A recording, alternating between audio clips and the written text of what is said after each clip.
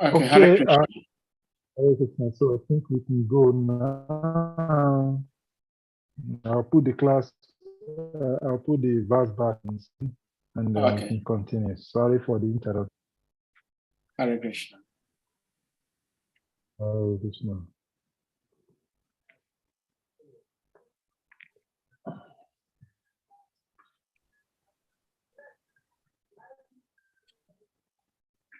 Also, devotees will take the translation. Maharaj Parikshit, this is SRIMAD BHAGAVATAM, Canto 1, Chapter 16, text number 3. So the translation goes like this. Maharaj Parikshit, after having selected Kripa Acharya for guidance as his spiritual master, performed 3 horse sacrifices on the banks of the Ganges. These were executed with sufficient rewards for the attendants. And at these sacrifices, even the common men could see demigods. Perfect.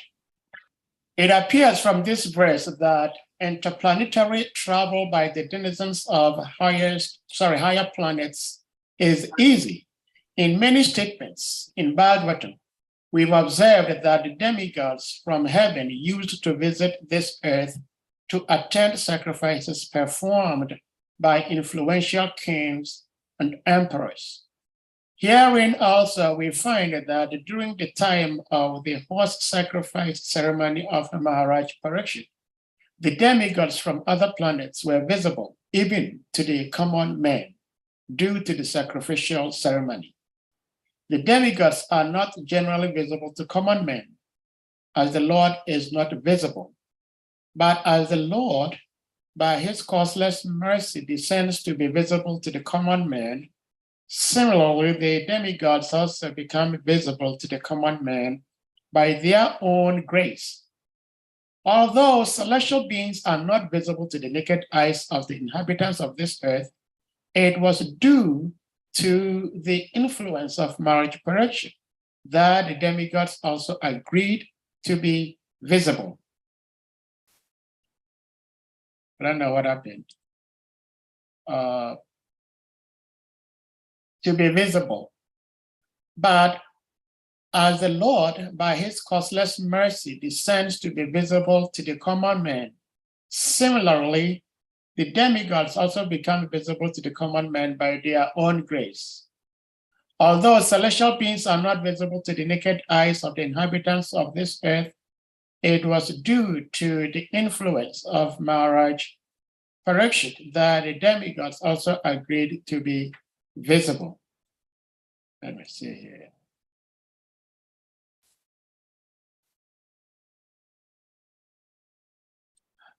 The kings used to spend lavishly during such sacrifices as a cloud distributes rains. A cloud is nothing but another form of water, or in other words, the waters of the earth transform into clouds. Similarly, the charity made by the kings in such sacrifices was but another form of the taxes collected from the citizens. But as the rains fall down very lavishly and appear to be more than necessary, the charity made by such kings also seems to be more than what the citizen needs. Satisfied citizens will never organize agitation against the king, and thus there was no need in changing the monarchical state. Even for a king like Maharaj Parikshit, there was need of a spiritual master for guidance. Without such guidance, one cannot make progress in spiritual life. The spiritual master must be bona fide, and one who wants to have self-realization must approach and take shelter of a bona fide spiritual master to achieve real success. Hare Krishna. Om Ajana Timirandasya Jnana Jnana Shalakaya Chakshur Onmilitam Yena Tasmai Shri Gurave Namaha. Shri Chaitanya Manavishtam Stapitam Yena Bhutali Swayam Rupa Kadama Yam Dadati Swapadantikam Vandeham Shri Guru Shri Yutapada Kamalan Shri Guru Vaishnavam Shri Rupa Sagradatam Saragunan Tanvintam Sadvitam Savadutam Parijana Sahitam Krishna Chaitanya Devam Shri Radha Krishna Padam Sahagana Lalita Shri Vishakan Vintam Cha Nama Vishnu Padaya Krishna Prishtaya Bhutale Srimati Bhakti Tirtha Swamin Itinamine Namaste Krishna Padaya Prabhupada Sritatmane Shri Guru Karuna Shakti Bhakti Ititatmane Nama Vishnu Padaya Krishna Prishtaya Bhutale Srimati Bhakti Vedanta Swamin Itinamine Namaste Saraswati Devi Gauravani Pracharine Nirvishesha Shunyavadi Paschatya Dishatarine Vancha kalpataribhyas chakripa sindhubhya evacha patitanam pavanebhyo vaishnavebhyo namo namaha. Namo mahavadanyaya Krishna prema pradayate Krishna ya Krishna chaitanya namne gora tvije namaha. Nama brahmanya devyago brahmana hetaya cha jagadetaya Krishna ya govindaya namo namaha. Jai Shri Krishna Chaitanya Prabhu Nityananda Shri Advaita Gadadhara Shri Vasadi Gora Bhakta Vrinda. Hare Krishna, Krishna Krishna, Hare Hare. Hare Rama, Rama Rama, Hare Hare. Hare Krishna, Krishna Krishna, Hare Hare. Hare Rama, Rama Rama, Hare Hare. Hare Krishna, Krishna Krishna, Hare Hare. Hare Rama, Rama Rama, Hare Hare.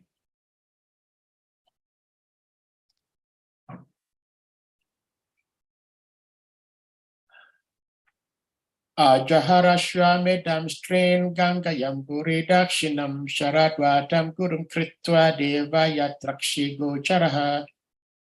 Maharaja Parikshit, after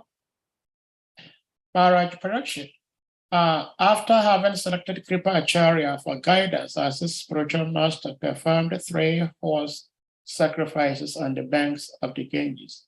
These were executed with sufficient rewards for the attendants, and at these sacrifices, even the common man could see demigods. Hare Krishna. Thank you so much for being here today. This is a very, very important, like everybody will say from time to time, every text in Bhagavatam is very, very special. And actually, Srila Prabhupada said, every sentence in the scriptures are very, very special. And not just sentence, just a word. It's so special. So in today's text, there are so many important things we can talk about. We may decide to talk about who Maharaj Parikshit is. We may decide to talk about Kripa Acharya as the spiritual master of Maharaj Parikshit. We may talk about Ashwamedha sacrifice, which is a horse sacrifice on the banks of the Ganges. And we can also talk about ordinary human beings seeing the demigods coming down to witness and experience Maharaj Parikshit's horse sacrifice. So we'll touch a little bit on each of these headings. So in the first place, it's very interesting to see how Maharaj Parikshit selected Kripa Acharya as his spiritual master. Because this Kripa Acharya was there during the battlefield of Kurukshetra. And Kripa Acharya was both an Acharya for the Kauravas and the Pandavas. And Kripa had a sister called Kripi. Kripa Acharya, the word Kripa actually means mercy or pity. So Kripa Acharya was a very special sage that he always had pity and mercy on all living beings. And so he always tried his best to do the right things. But even he himself was also caught up with the Kaurava machinations. This is a very big lesson for all of us, that no matter who you call yourself, no matter who you are, if one does not use his clear conscience to act based on spiritual and scriptural injunctions, then one can easily be swayed. Usually, whoever controls our stomach also controls our tongue. So if someone feeds us, that person, directly or indirectly, also controls us as to what we can say, what we cannot say. So Kripacharya, despite the fact that he was both an Acharya for the Pandavas and the Kauravas, he took sides with the Kauravas. And the Kauravas were wrong, but he took sides with them. And so it was from then that lots of the Yadavas perished in the battlefield of Kurukshetra. It wasn't that Maharaj Parikshit didn't know about all these facts. He knew all these facts, yet he selected him as a spiritual master. Why? Because he had come to understand that this person is self-realized and he can liberate me. So after he became his disciple, then he started performing this Ashwamedha sacrifice, 3 horse sacrifice. And there is an elaborate description and explanation as to why this Ashwamedha sacrifice is oftentimes performed by emperors. And in fact, it is said in the scriptures that anyone who can perform 100 of such sacrifices is qualified to become the next Indra. And that is why Indra is always watching out, looking out to make sure that nobody hits that 100 mark of Ashwamedha sacrifice.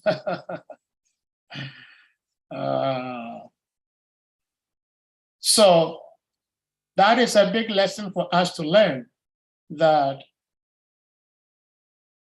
if one has to select a spiritual master, one should first of all know who a spiritual master is. And after knowing who a spiritual master is and has found one, you approach this person and you beg for his or her mercy to accept you as a disciple. And once he or she accepts you as a disciple, then you follow his wisdom, you follow his instructions. So Maharaj Parikshit, as we just read here, selected Kripa Acharya as his guru. And based on the guidelines and the instructions of Kripa Acharya, Maharaj Parikshit performed this sacrifice. And it is described that the sacrifice was so beautiful, so excellent, that the demigods were compelled to come on earth. Generally, when we perform sacrifices, these higher beings from the higher planetary systems also come down here to partake in it.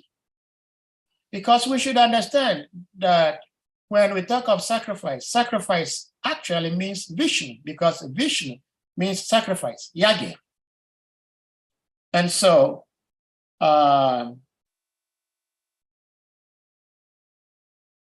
Salika, if you're there, if you can put Gita 3:10 for me.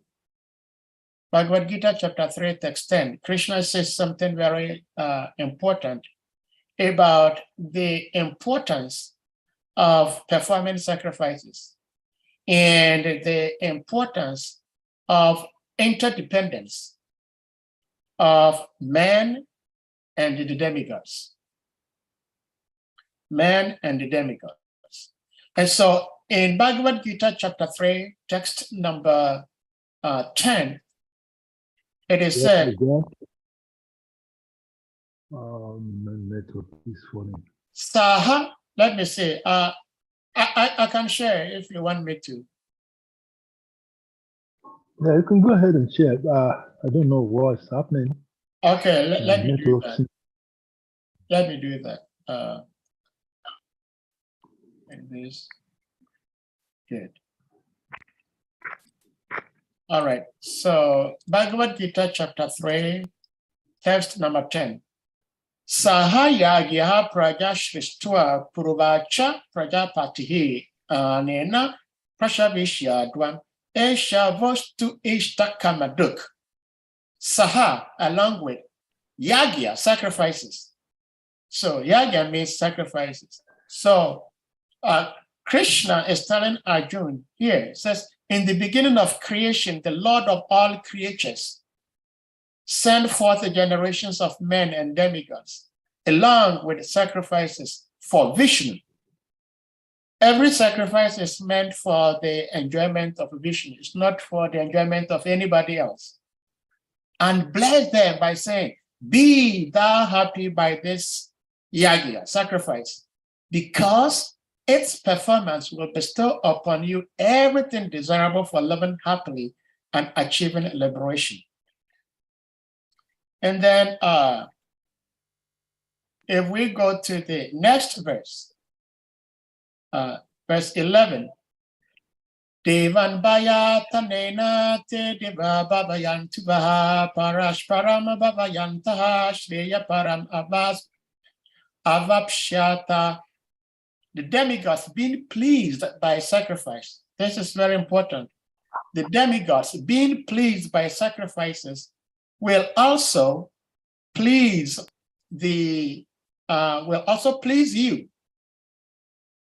When the demigods are pleased by the human beings, then they will also please us as human beings. And so, and thus, by cooperation between men and demigods, prosperity will reign for all. This is very interesting. So here, Krishna is talking about cooperation. Cooperation. Because when men cooperate with these higher beings, the demigods, then the Lord of sacrifices, Vishnu, will become very pleased. And when the Lord becomes pleased, then he showers upon mankind and the demigods everything we need to live happily. So Krishna has given us the strategy of becoming happy in life. The strategy or the formula of becoming peaceful and happy in life is we need to live a life of cooperation between us and the demigods. The demigods cannot say that because they are higher beings, they do not care about us earthly beings. And likewise, we earthly beings cannot also be so much proud of our scientific advancement, claiming that we do not need the cooperation of anybody else. Because no matter how advanced we are, we cannot cause rain to fall. We cannot. If we agitate the environment, if we agitate the vegetation, then there may be no rain. But if we take good care of the vegetation, then there may be rainfall. And so this is cooperation. When we cooperate with Mother Bhumi, with Mother Earth, then Mother Earth, by her grace, will cause so much cloud to go into the sky and cause it to condense and then cause it to come down again as rain. But when we disobey the laws, the rules of this natural laws given to us by Mother Nature, then we are bound to fail and we are bound to suffer. Again, it is also said that Srila Prabhupada was saying that it appears, of course, Srila Prabhupada, it's amazing how humble Srila Prabhupada is. Srila Prabhupada knows what he's talking about. But here he is saying that it appears from this text that interplanetary travel was something very easy. Srila Prabhupada knows that interplanetary travel is very easy, but he is putting his source of information on the scriptures, on the text, because the text clearly says that the demigods came down to witness and partake in a marriage precioous sacrifice. And at that material moment, the demigods were so pleased that they made themselves visible to the ordinary beings. Generally, these demigods are so advanced, so powerful that with our mundane eyes, we cannot see them. But when they become very happy, they allow us to see them. And so in this instance, the demigods allowed themselves to be seen by ordinary human beings. In the same way, whenever we meet, as we've met, and discuss Krishna and his pure devotees, it is sometimes we take it to be something so light, but it's very heavy, because anytime, anywhere SRIMAD BHAGAVATAM is discussed, higher beings descend to come and partake in the conversation and in the katha. So I'm sitting here, who am I? I am not qualified in any regard to speak the Bhagavatam, but it's an opportunity given to us that it's just like most of the time when candidates are running to become a president of a country. They say we want to have somebody who has experience. We want to have somebody who has experience. But nobody running as a president has ever had an experience, except maybe in a democratic country where somebody is running a second term.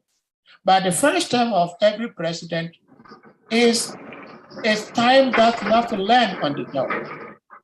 So speaking SRIMAD BHAGAVATAM, it's like that. We are given the opportunity to learn on the job. Because if one wants to become perfect before he speaks Bhagavatam, then we may not speak Bhagavatam for so many lifetimes. And so here I am not qualified. Yet, the mere fact that we are talking or speaking from the SRIMAD BHAGAVATAM, there are higher beings in our midst. If we read the last stanza, the seventh stanza of the Sundar Arti, sung by Srila Bhaktivinoda, it says, Shiva Shukanarada Premegadadaya. So whenever we are having Arti, whenever we are having Kirtan, whenever we are having Krishna Katha, Lord Shiva, Narada Muni, and many great sages, they also descend to partake in that activity. And so in the case of my marriage precious sacrifice, it was so nicely and so spiritually performed up to the point that the demigods came down. And they did not just come down, they came down and made themselves visible for all the conditioned souls to see them. And for a conditioned soul to behold the demigods in itself is a blessing. When these higher beings appear in our presence, whether we see them or do not see them, we get blessed. And that is why when we chanted the Prema Dwani, we chant Jai Om Vishnu Pad Paramasa, and then it says, Shri Prabhupada Ki Jai. After everything, we said, all glories to the assembled devotees. In other words, devotees who have not gathered and assembled there, they're not getting the glory. This is another instance of the importance of devotees coming together. We say all glories to assembled devotees. And actually we do it 3 times. No, all glories to assembled devotees. So these demigods, it is described, they come in a special aeroplane. In Sanskrit and in the Vedas, aeroplane is known as Vimana. Vimana. Mana actually means like the mind. So it is Vimana because the aeroplane or the spacecraft travels at the speed of the mind. Very, very, very fast. So just like I'm sitting down here, if I've lived in France before and I think of France, the very moment I think of France, I find myself right there, even though I'm not there physically. And so Vimana is a special spacecraft that is designed in such a way that it travels at the speed of the mind. And sometimes it's actually described that it's actually faster than the speed of the mind. And this Vimana is also spiritual, that we cannot see, but sometimes these demigods sometimes also make it visible for us to see. And so in the Vedas, there is a clear description of what and how Vimana looks and how it's built. The art and the science of building this spacecraft is all given in the scriptures. Fortunately or unfortunately for us as conditioned souls, even though it's there, we cannot build it because there are special elements that are required that with that element, based on one's thought, you can make the metal manifest or unmanifest just by the thought of our minds. And so when the demigods think that they want to reveal themselves, they want to reveal their Vimana, then we can see them, we can see the aircraft. If they do not want us to see them, we cannot see them. If they do not want us to see their Vimana, then we cannot see the Vimana.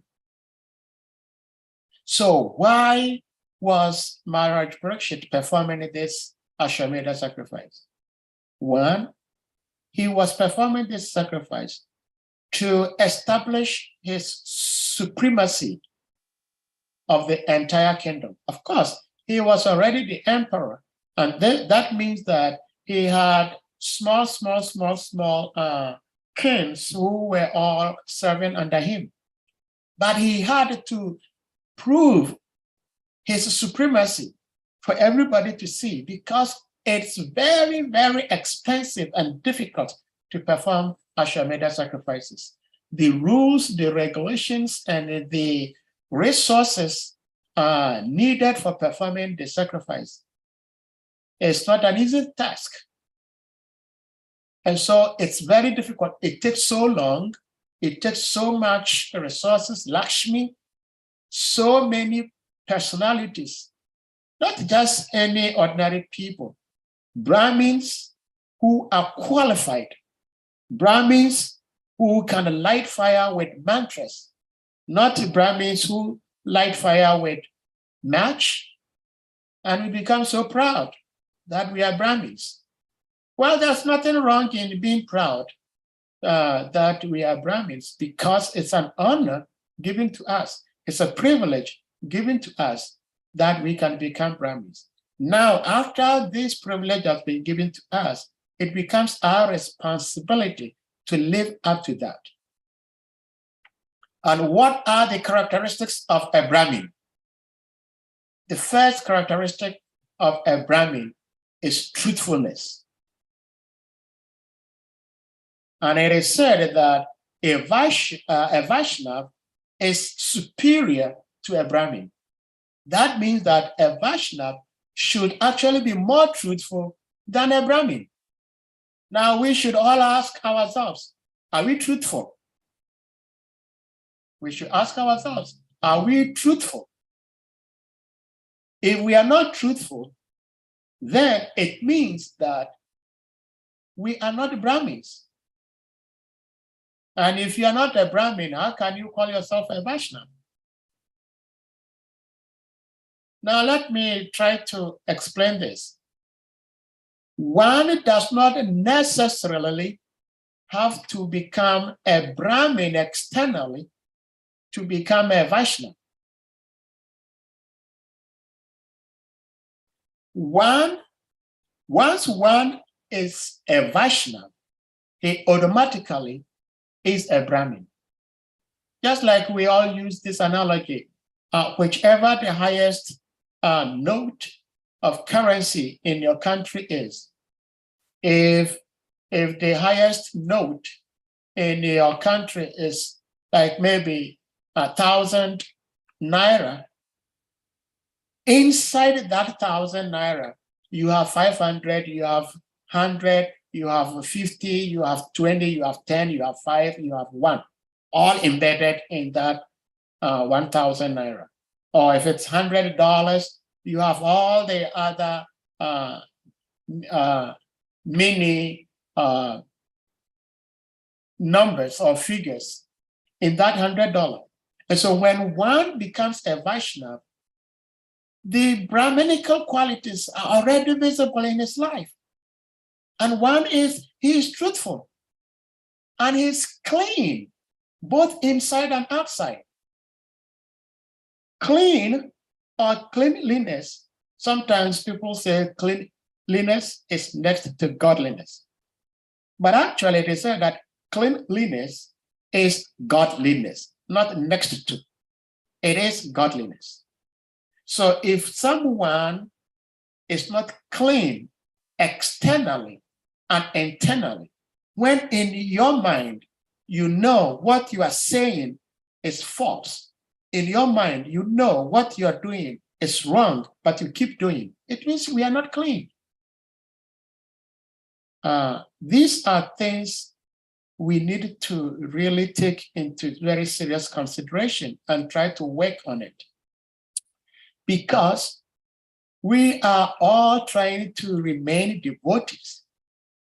Why? Because we want to end this samsara, we want to end this cycle of going, coming, dying, reborn, dying, rebirth, dying, reborn. We want to end it. But we cannot end it if we do not have these qualities in us. And so Maharaj Parikshit was so pure that when these demigods came, they made themselves visible and everybody saw them. All conditioned souls saw them. And like I was saying, just by seeing them, you get blessed. I've heard His Holiness Jayapataka Maharaj many times, almost every time I attended his online program. As soon as he comes on, he sees all the devotees. The first thing he says, he offers his obeisances, greetings to devotees. And then if he knows the devotees, he will call them by name, and then he will tell them, thank you for allowing me into your house. Okay? He will say, thank you for allowing me into your house. He is not physically in my house, but the mere fact that I'm seeing him, he is seeing me. He sees that he is in my house. And he is in my house.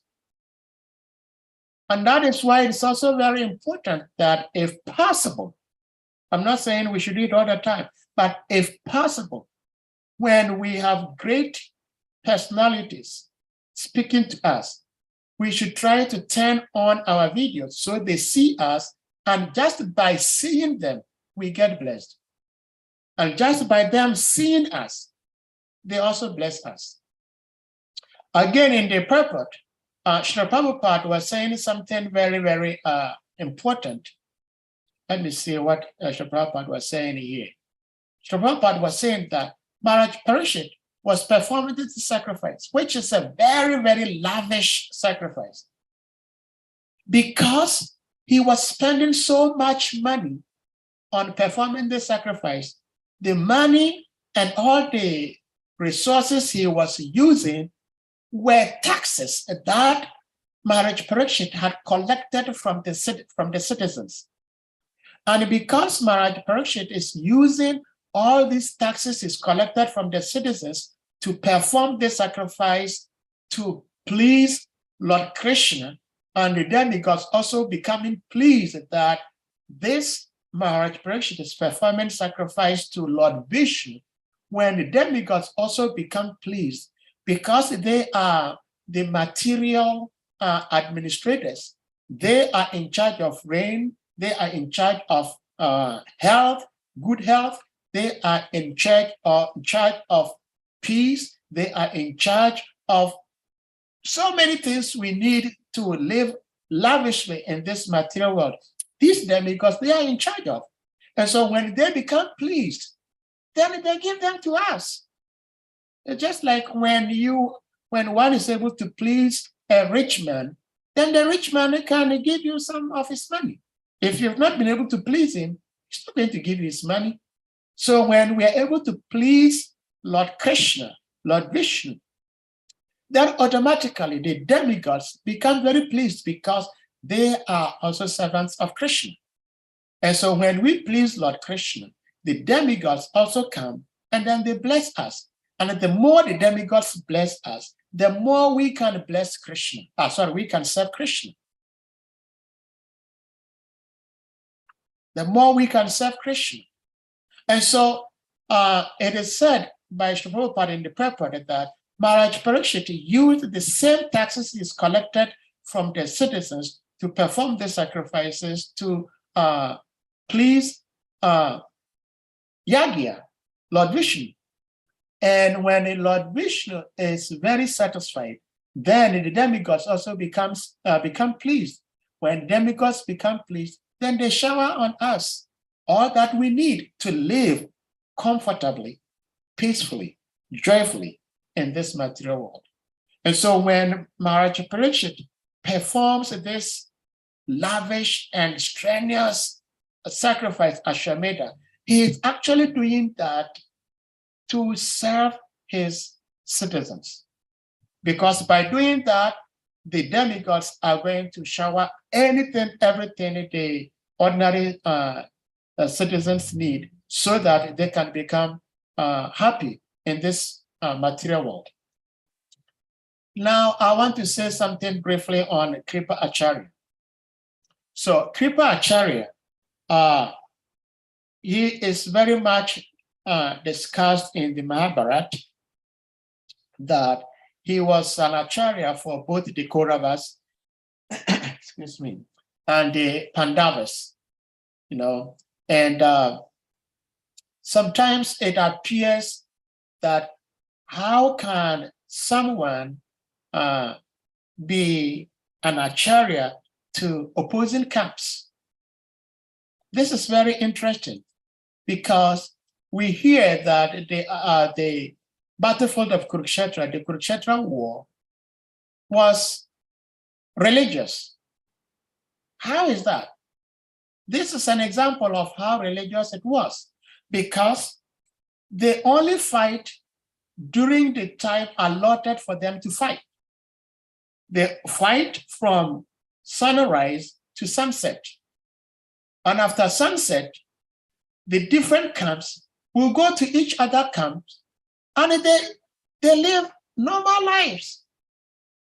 So they were fighting as a matter of principles, not as a matter of I hate you, you hate me, or I'm better than you, you have to listen to me. That was not the reason why they were fighting. They were fighting as a matter of principle, religious principles, that one has to stick to truth. If one does not stick to truth, then that person has to be disciplined. And that is why in the ancient days, those who blaspheme the Supreme Lord and his great devotees, their tongue gets slashed out from their mouth. Of course, we live in this Kali Yuga, we cannot do that.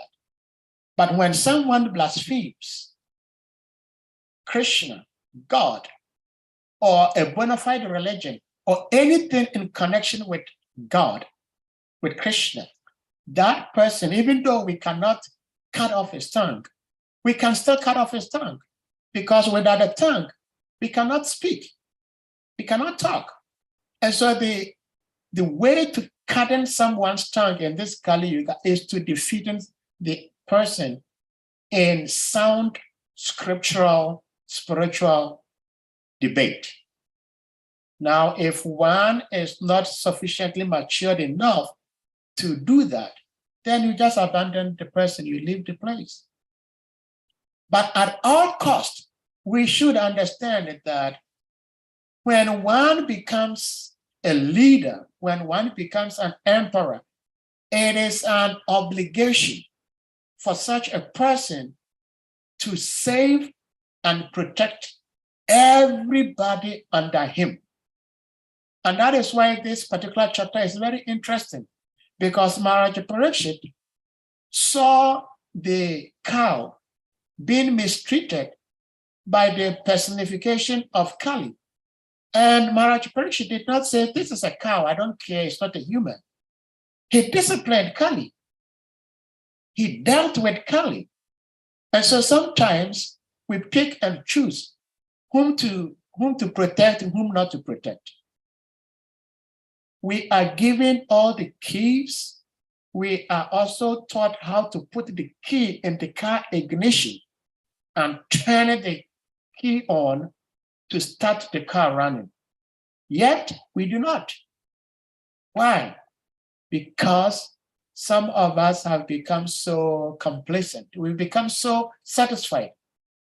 The very day we decided to take initiation, anytime we are being challenged in our devotional life, we should all try to go back to the very day we decided to take initiation, after knowing the implications behind and around being a disciple.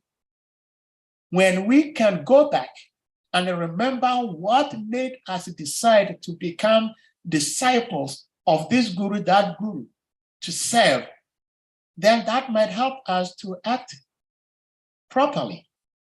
But oftentimes we don't. So that is a very good reminder. It's a very good checker that we go back the very day we decided to take initiation, the very day we swore an oath to the guru that we're going to be eternally servant to this guru. And we always chant the Guru Vandana, that the spiritual master is my Lord birth after birth. If someone is your Lord, how do you serve that Lord? So this is something I stepped in because I found the text very interesting, and I wanted us to discuss it. So I will end here and ask devotees if devotees have realizations, comments, questions about all the different things I mentioned. I talked about if we wanted to talk about Maharaj Parikshit, if we wanted to talk about Kripa Acharya, how Maharaj Parikshit accepted or selected Kripa Acharya as his guru after knowing what Kripa Acharya did in terms of the Kurukshetra war. Yet he accepted him as a spiritual master. And then we can also talk about the Ashwamedha sacrifices, the relevance and the necessity, the importance of it, and why should Maharaj Parikshit perform it on the banks of the river Ganga.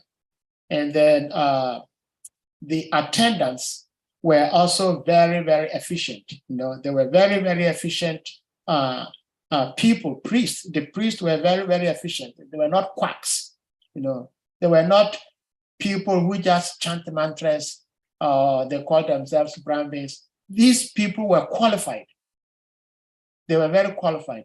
And because of their qualification and the purity, they were able to summon the demigods. And the demigods, when they came down, they were so pleased that they could not hide themselves from the ordinary eyes of the common people. They revealed themselves to the ordinary people for them to see them, so that they will also be blessed. Hare Krishna. Sarika Prabhu, take it over, please. Hare Krishna, thank you very much, SAHADEV, for taking this unprepared service due to the sudden absence of Mother Rajalila. Yeah. Mother Rajalila is actually it's very unusual for her not to actually honor the call for SRIMAD BHAGAVATAM class. So I know whatever I made her to send a message for not being able to make it today must be very, very, very serious one. So we thank you very much for taking standing in, and of course doing justice to the verse as usual. Of course, we're not surprised because for a professor, it's not anything difficult to step in at any time and then give justice to a simple text like this. Thank you very much for that. Devotees, it's now Q&A session. We have 30 minutes to do this.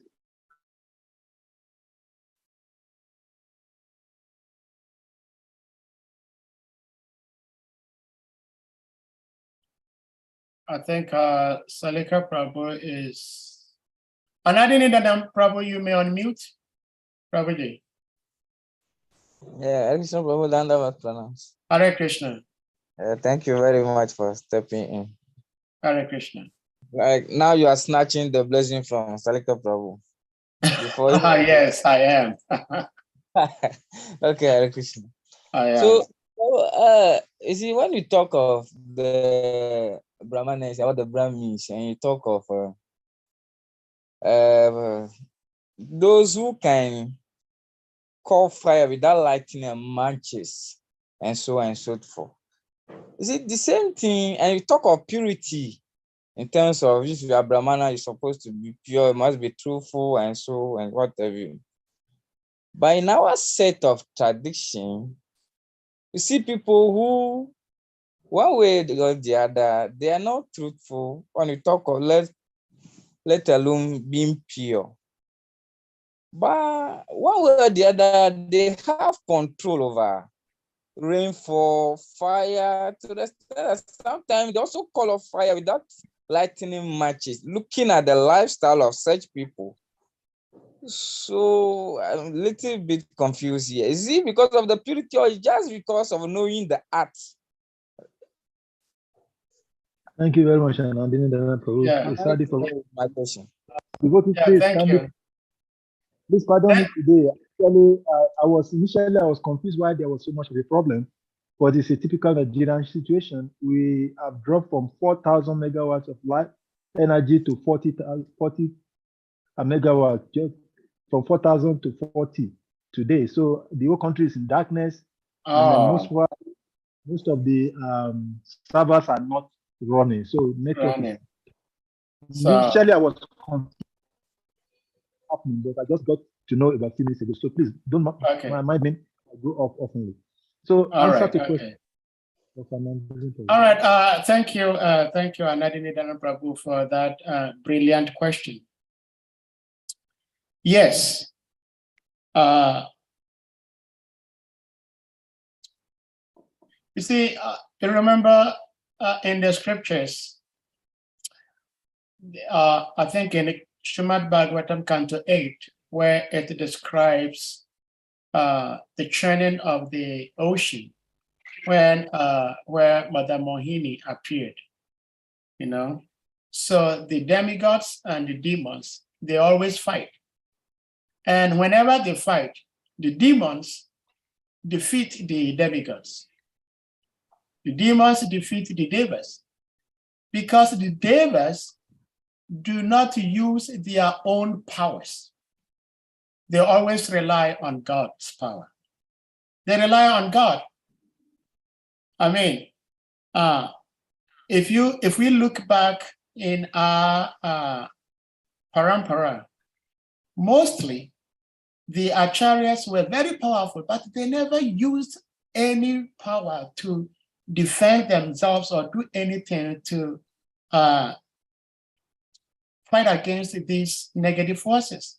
They always cried up to God, and God intervenes. So in this material world, there are material laws that govern this material world. And there are material principles and chemistry controlling this material world. And whoever knows this science can manipulate things for things to happen. The other time I was sharing this, that especially in African tradition, there are various forces, but you can bring it down to two main forces: a divine force and a demoniac force. A demoniac force, usually we say demoniac force, is because people know how to make a formulation to bring about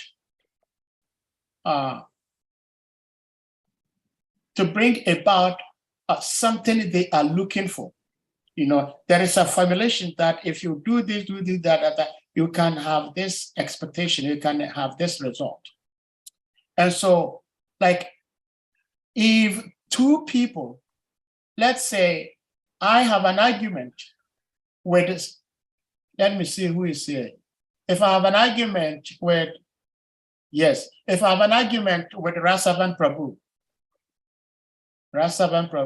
Hare Krishna. If I have an argument with Rasavan Prabhu, and I am totally wrong in the dispute, yet I'm so bent on trying to inflict some punishment against Rasavan Prabhu.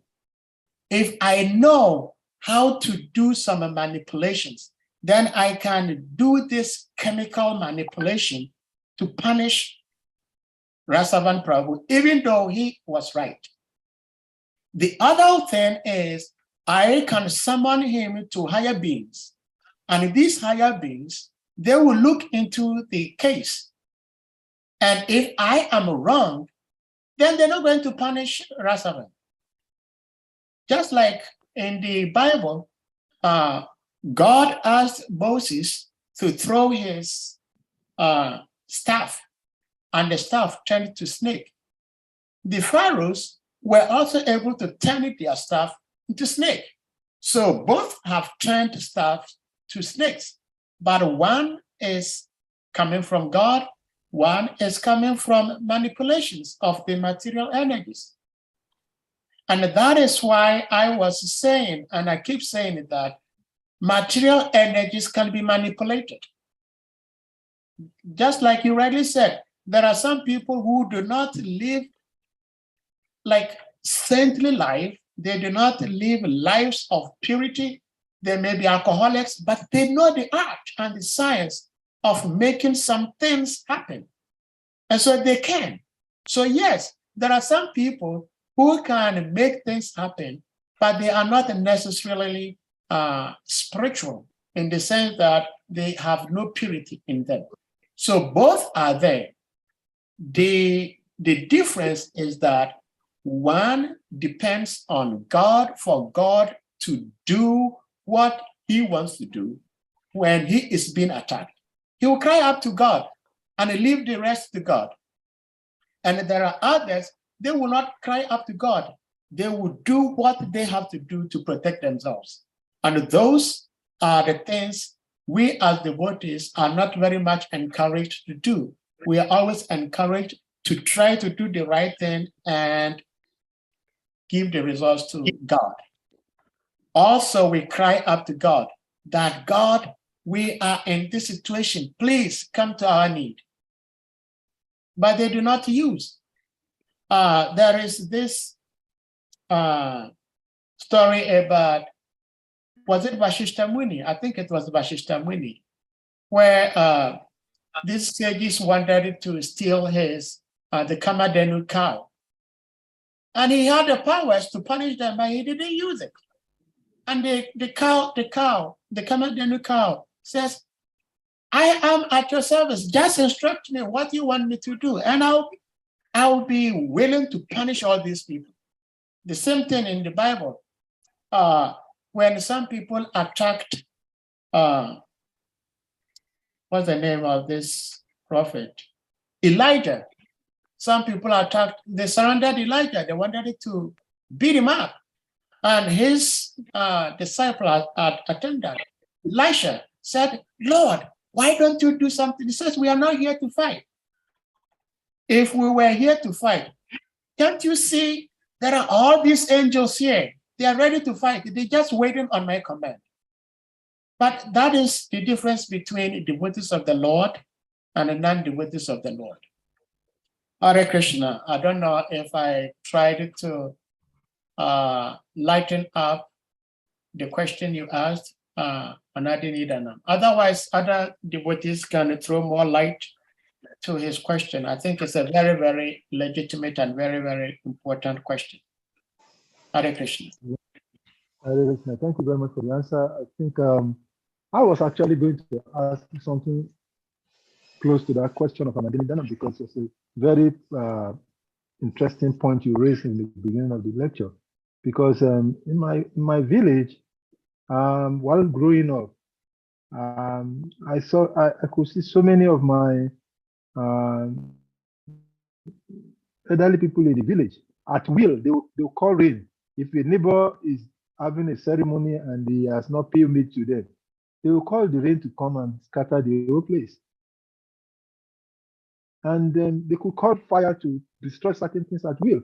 It was a common thing until recent time that we do see that kind of exhibition of such power. So they want the very scriptures, one start wondering whether those people were actually using a divine power or they are using some powers outside of the divinity, or where is it coming from? So, but I think you've answered that. I'm sure that we have some senior devotees here. Maybe they will also want to make a comment. Abhishek Prabhu is here. Abhishek Prabhu, I know you're very, like Mother said yesterday, you're very expert in this kind of subject matter. So maybe you will help us out again today, because I think what Akisho said yesterday, that for this matter, I don't know how she get to discover that truth. We never knew. So, but she said it yesterday, and you gave a beautiful analogy and explanation. So maybe today you will help us again. And I think here also we have SRIMAD Acharya Prabhu here also. Yes, he's here also. So you are elders. So these are subject matters that are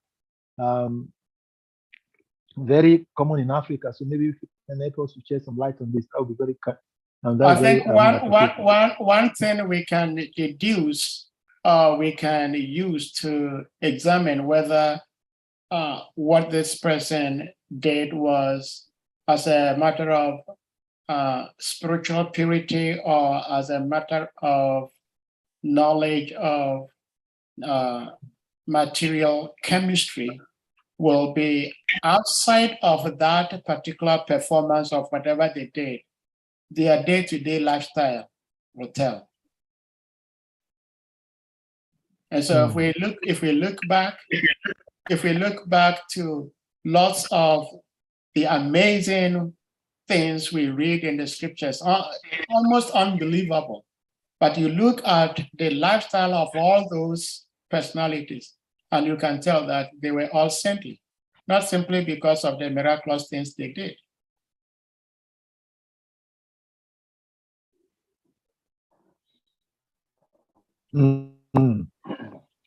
So, Arishakra Prabhu, are you going to bail us out?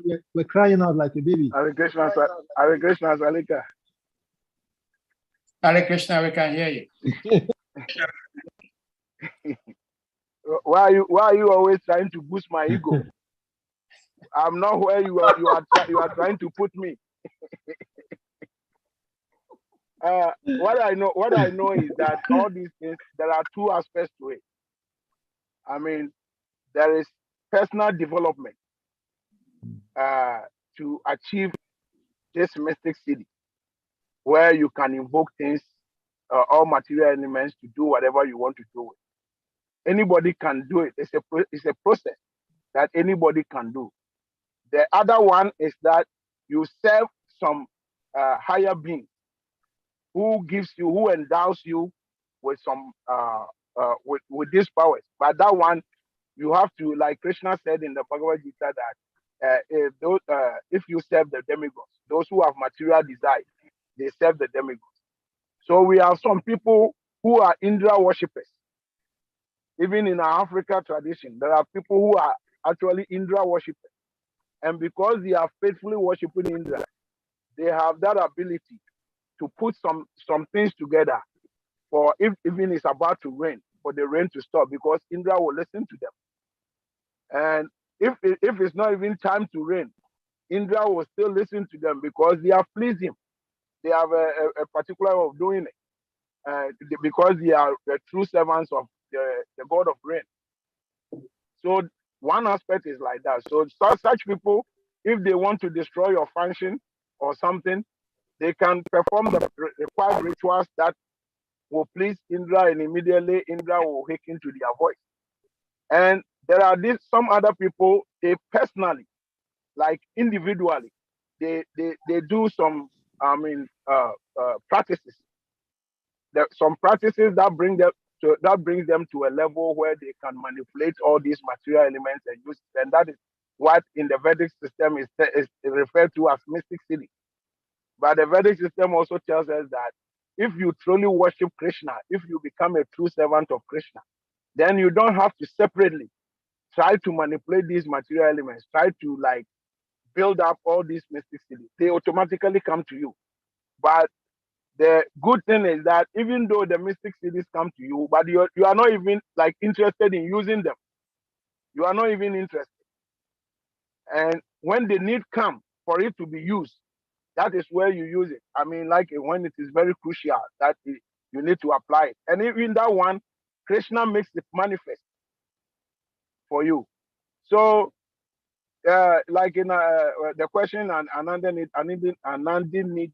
is asked, yeah, there are some people who are not following any like what do we call it, process of purity, but because they have been able to please some demigods, then they can do these things, or they go through the process of some mystic practices that they are endowed with that mystic seed. And when you are endowed with a mystic city, it doesn't necessarily mean that you are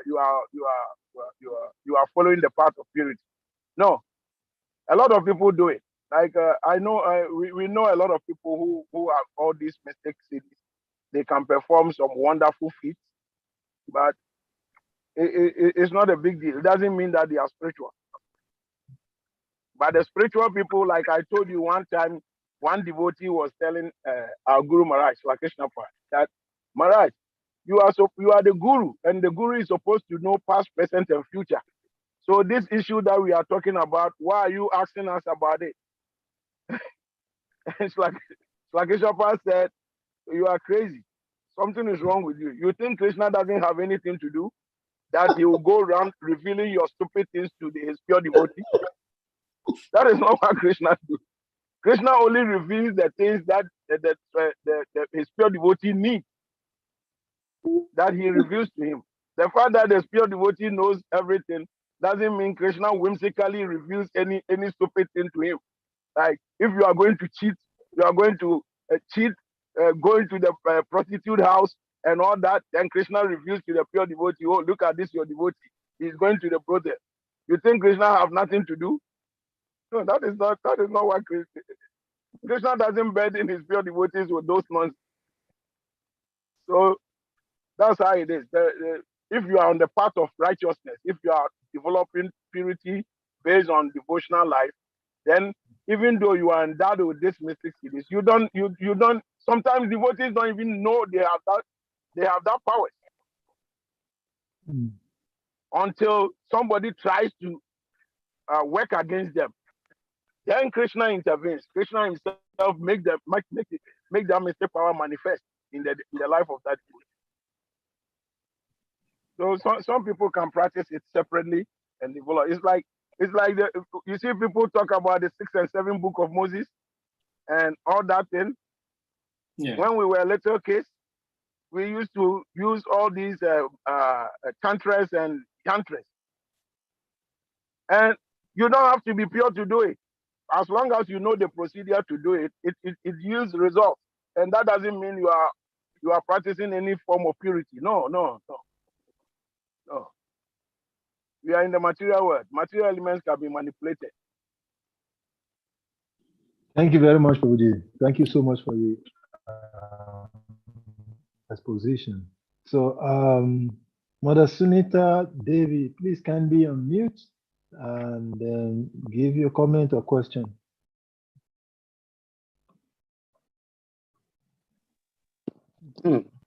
Hare Krishna, Prabhu. Hare Krishna, Mother Sunita. Thank you so much for everything, always. Hare Krishna. All goes to Gurudev, all goes to Srila Prabhupada, Hare Krishna. all goes to you. Yeah, my question is,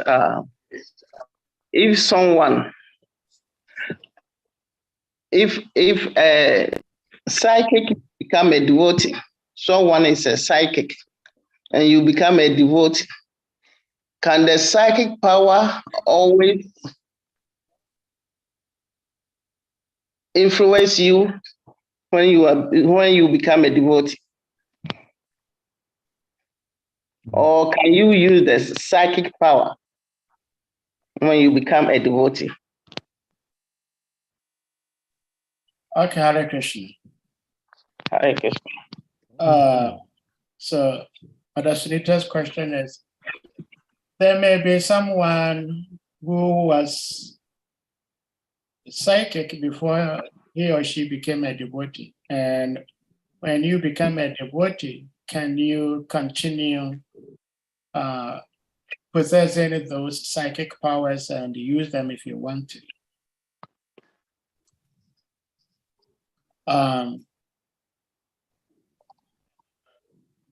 One vivid example comes to mind. I will not mention the name because I will not mention the name, but he actually is my god brother. I mean, it's our god brother, I should say. This devotee, before he became a devotee, was a very mystical man. He was so powerful that he could trim his beard, but he doesn't have to shave the entire beard. Like, I have nothing on my chin. He didn't have to do that. He could trim it, but he always had to have beard on. So he did that. And when he becomes very surcharged in his mysticism, you know how like we do something, we sweat profusely and you see sweat dripping. When you see something like sweat dripping, it will be oil, pure oil, like cooking oil, dripping from his beard. He had so much mystical powers, and he understood that once he takes initiation, he's going to lose all his mystical powers. So he refused. He refused. For so long, he refused to take initiation from Acharya Maharaj, until it got to a point. He also wanted to take initiation, but he also didn't want to let go his mystical powers. And of course, he also had to shave. During those days, you have to shave and leave seeker just for the initiation. After initiation, you can do whatever you want. And he also didn't want to do that because he didn't want to shave his head. It's like the Nazarites razor does not touch the hair. So he had to speak with Bhaktivedanta Maharaj, and Bhaktivedanta Maharaj assured him that when he takes his initiation, he's not taking away that power from him. You see, it's very interesting, Mother Sunita, you asked this question, which reminds me of this case. This tells you the nature of an Acharya. Srila Prabhupada was saying in the purport that one has to take an Acharya and learn from him, like Maharaj Parikshit took Kripacharya as a spiritual master and learn from him. But Srila Prabhupada also cautioned that you do not just take anybody as an Acharya, you take a bona fide Acharya. So here is a bona fide Acharya. He assured this devotee that I'm going to give you the initiation and you're still going to have your powers intact. And lo and behold, he took his initiation, he's a Brahmin, he still has his powers intact. Now, if someone has psychic powers, though that are negative, that he uses those powers to do negative things, then the guru, after initiation, can quench it, can destroy it. Can destroy it. And sometimes, because of the weight of that negativity, that also causes some problems to the spiritual master.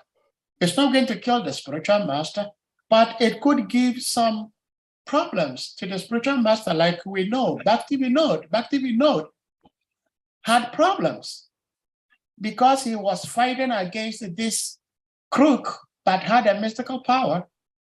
And so what he did, he could not punish Bhakti Vinod himself, but he caused dysentery in Bhakti Vinod's family. So those things are there. But the fact is, once one has mystical powers, psychic powers, if those powers are positive, are good, then when one becomes a devotee, then it can even be sharpened to become much sharper, to do much better things for Guru and Krishna. That's my response, my little response to Mother Sunita, your beautiful question. I don't know if that's Thank you. okay, Hare Krishna. Hare Krishna. I wanted to thank Sunita Devi for the question, because it relates to so many different things. We come to Krishna consciousness with our good qualities, and we come with bad qualities. And what she said took me to a conversation with Gurudev very early on. It was actually the first meeting I had with him. And because Gurudev could see so many things, he could, he knew so many things about all of us. He saw things that were in my lineage. And, it's like a fork. A fork can be used to eat with, right? Good, yeah. Right? Anna prasadam with. A tool. It can also be used to kill someone with, or maim or do other things. So Gurudev said, there are things in your lineage that are powerful. They're on your mother's side. And when we come to Krishna consciousness, everything should be for the good. So he said, use those gifts that you have for good, because you can, someone with the consciousness, whether it's, blowing in the wind to be good or not, can use that whatever for good or not good or bad, or to misuse or manipulate. And so every moment we have these choices, and aspiring to be Krishna conscious, we are thinking of the best result from that perspective. So her question made me reflect on that. Yes. Thank you so much. Hare Krishna. Thank you so much, Madam Charinda. Thank you. And again, there is a question. And I didn't even know, excuse me, we'll come to you, but there is a question in the chat room from Damodara Pandit Prabhu. He says, please thank you for your class and accept my humble obeisances. Hare Krishna. Please, I heard people saying that by worshiping Lord Krishna and chanting the holy name means going back home, back to Godhead, as Srila Prabhupada always repeated in his books. And if you need material things as a grihasta, you should do something else to your chanting and worship of Lord Krishna. Please, is that true or false? Well, thank you for the question, Damodara Pandit Prabhu. Initially, I was saying that wherever we may be, whichever country we may be in, if we hold the highest note of currency in our country, all the subordinate notes, smaller notes are also there. In fact, it is said that when one becomes a devotee, then material nature, and I'll say Maya, comes and then asks you, please, my beautiful lady, please, my sweet Lord, how may I serve you? Please instruct me. You know, so we do not have to worship other beings on top of Krishna. Because if we want to do that, Srila Prabhupada has told us that if we want to serve every branch of a tree, we know that a tree requires water and a nutrient to grow and grow nicely.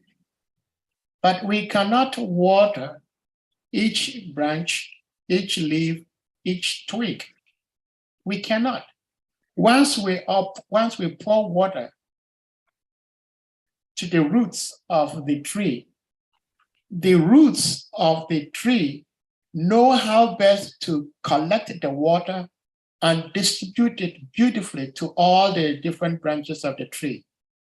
Just as at the end of the month or at the end of the year, I pay tax. We all pay taxes. We do not go to each and single governmental institutions to pay taxes. There is one particular place we pay the tax to, boom. No, IRS, Internal Revenue Service, and they know how to disperse the money collected from you to all the different agencies.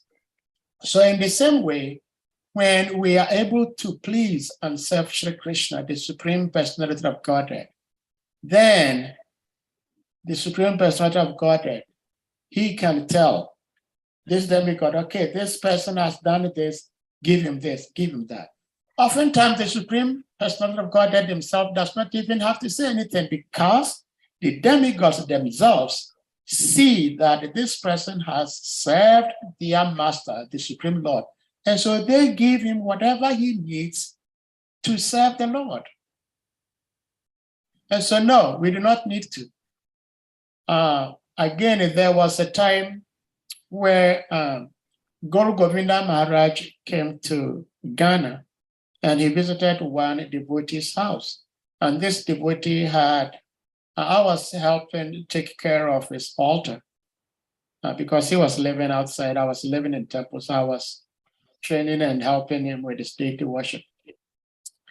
And when Guru Govinda Maharaj went to the house, went to the temple rooms, was going through the altar, what was there, and he saw Lakshmi Narayan. So I questioned him, why do you have Lakshmi Narayan? He said, just like you saying, Damodara Pandit Prabhu. Well, Maharaj, I've heard that as grihastas is also necessary if we want to worship Lakshmi Narayan, because we need some Lakshmi. We are grihastas. So Guru Govinda Maharaj told him, no, you don't need to. Lakshmi Narayan is also in Radha Krishna. But it depends. There are some people, depending on where their level of faith is, they may still go ahead and worship Lakshmi Narayan, which is nothing wrong. But our acharyas want to help us, bring us to the highest level, which is worship of Radha Krishna. And so we should always aspire to get to that level. And we should not become so distracted when we see others doing Lakshmi Narayan worship. It's also bona fide. But because we are being encouraged and being trained to get to the highest level, we are not very much encouraged to do Lakshmi Narayan worship. I don't know if that helps, Shri Damodara Pandit Prabhu. Other devotees may also add it to the question and the answer I gave. Yes, actually, it is 90 minutes into this class, our new rule. Yes. We would take the Prabhu's question, and then we will Okay. please. Prabhu, please. I'll mute. And I didn't. Yeah, okay, yeah. Hare Krishna, Prabhu. Hare Krishna. Thank you very much once again. So, Prabhu, my second question has to do with, see, we know that demigods by nature, they're in the mood of goodness. But this animal sacrifice that we do, who accept this animal sacrifice? Because being in the mood of goodness doesn't mean, naturally, what I understand is they are vegetarian by nature. So why do they accept this animal sacrifices? All right, thank you. That is also explained in the scriptures. Sometimes people say, well, you claim that you are vegetarians, you do not want to cause harm, but you're doing this Ashwamedha. And actually, when they do this sacrifice, it's not like the way we kill animals to enjoy the flesh. It's a special way. It's mantras that is used to kill the animal. So as soon as the animal is dead, as soon as the animal dies, the soul in that body of the animal attains a higher body. So it's actually a liberation of that soul that is encaged in that particular animal body. That is the difference. When in the ancient times, when people used to do animal sacrifice, it's by way of mantra. They chant mantra, the animal will be there, and then it will fall dead. And even before they chant, there are so many, that's why I said that if we want to discuss and describe the Ashwamedha sacrifice alone, it will take us days. But if we want to make it very much abridged, it will still take us hours because it's very elaborate. And so the other question may be, Mother Kali Devi is Mother Lakshmi. Mother Lakshmi is Radharani. All the female expansions are all Radharani. So why would Radharani, beautiful Radharani, gentle Radharani, be taking human blood? In fact, Kali, at some point, they don't practice it these days, but some few years ago, they used to do human sacrifice, you know, and to those who worship Kali, they will look for human beings, catch them, and then sacrifice them to Mother Kali. And Mother Kali helps these people who offered the human being, even though the human being is being killed, but that particular soul in that body is given a higher body in its next life. But talking about this immediate life, what you and me consider to be bad may not be bad to the demigods and Shri Krishna. And so for us, we don't want blood, we do not want blood. But let's remind ourselves, the Pandavas, it was this same Bhima was walking with Krishna every day. But Bhima swore that this, what's the name? Bhima, this Bhima who has toyed with my wife's hair, I'm going to break him and drink his blood.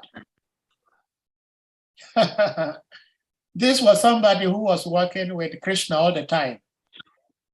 So we do not have to look. That is why it's very, very, very important that when we perform in devotional service, we have to follow and not imitate. Because we are at a certain level, and at our level, there are certain things that we need to do. If we do not do them, there is no possibility that we can advance to the next level. And so for our level, blood is dirty, it's negative. We do not go there. But some people may get to a certain level that blood may not be dirty for them. And we do not have to say that because they were engaging in bloody things and they still were good, we can also do it. We cannot, because we are not them. Hare Krishna. I think we can bring the class to a close. Salika Prabhu, officially. Thank you. Thank you very much, Sadi, for standing in for this class. We appreciate you for the service you're doing. At this point, we request all of the devotees to please kindly, Mother Mitravinda will come back to you. But for now, let us do the ratio of mute. This one, sorry. Who's our class? Hare Krishna, Hare Krishna, Krishna Krishna, Hare Hare, Hare Hare, Hare Rama, Hare